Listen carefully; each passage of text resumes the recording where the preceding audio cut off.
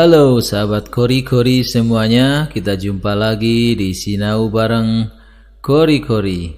Kali ini kita akan membahas tentang bisa nggak sih lulusan SMA atau SMK itu jadi seorang CPNS.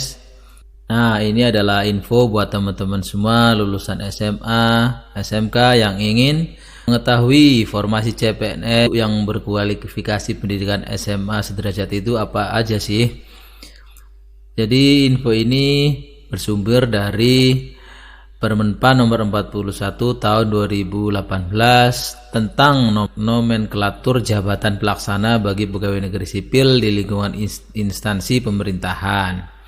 Jadi buat teman-teman yang baru punya ijazah SMA, jangan khawatir kalau punya cita-cita ingin menjadi seorang CPNS, karena banyak sekali jabatan-jabatan yang diperuntukkan untuk pendidikan SMA dan sederajat. Bagi teman-teman yang pengen mendapatkan file ini, bisa gabung di Telegram Sinau SKD CPNS 2021, karena di sana juga akan ada tips and trik dan lain sebagainya yang membahas mengenai CPNS tahun 2021.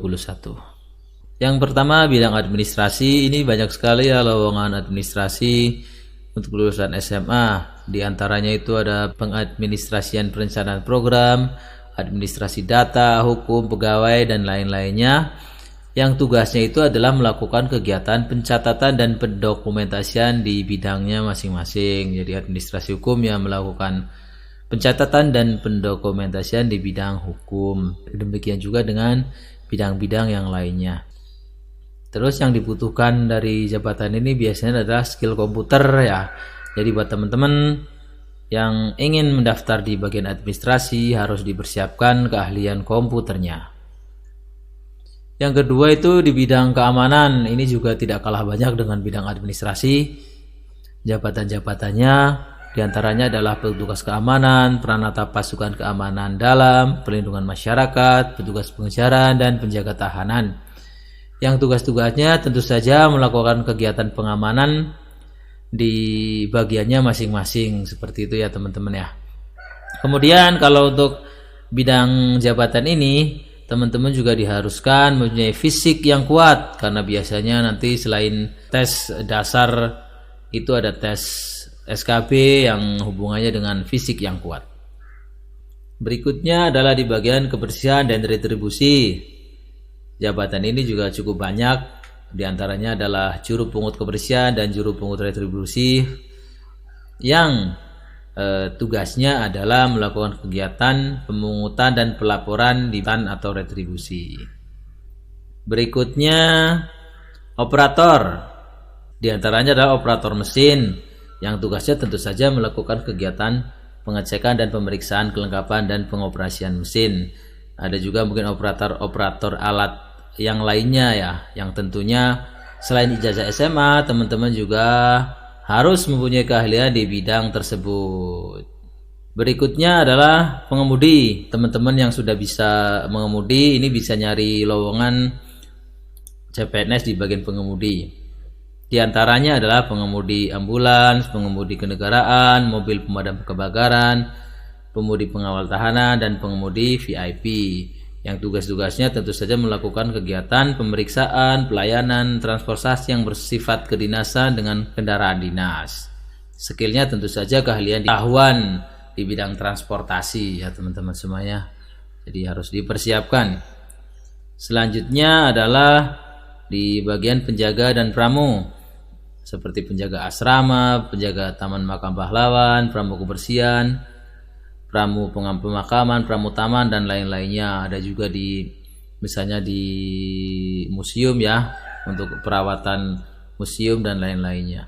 Tugas-tugasnya tentu saja melakukan kegiatan pelayanan, pengoperasian, dan pembersihan di bidang penjagaan. Ini untuk penjaga asrama ya. Untuk di pramu yang lainnya mungkin melakukan kegiatan penyiapan peralatan dan pelaksanaan kegiatan sesuai bidangnya masing-masing.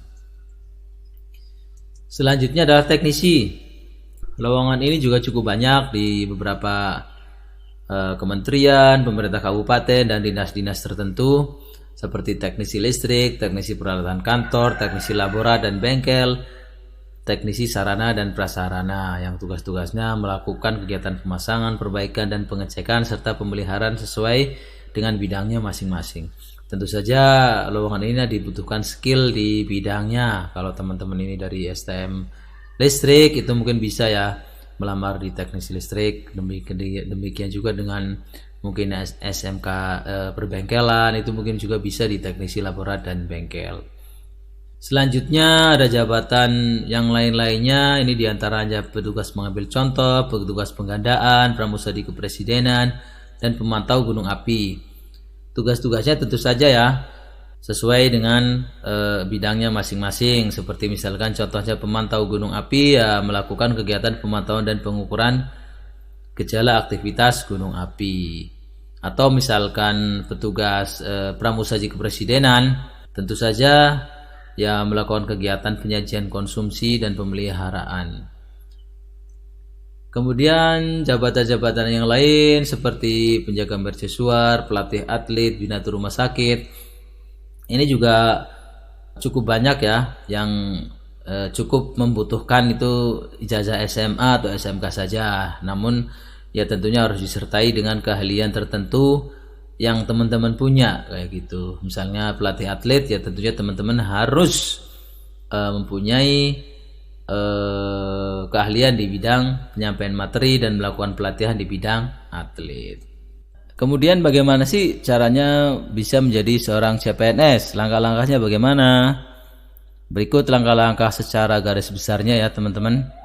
Yang pertama ya teman-teman selalu update info pembukaan lowongan CPNS bisa dari website atau dengan cara-cara yang lainnya. Yang kedua, teman-teman mendaftar di web SSCN. Setelah teman-teman itu tahu ada info mengenai lowongan untuk lulusan SMA, teman-teman bisa daftar di web SSCN.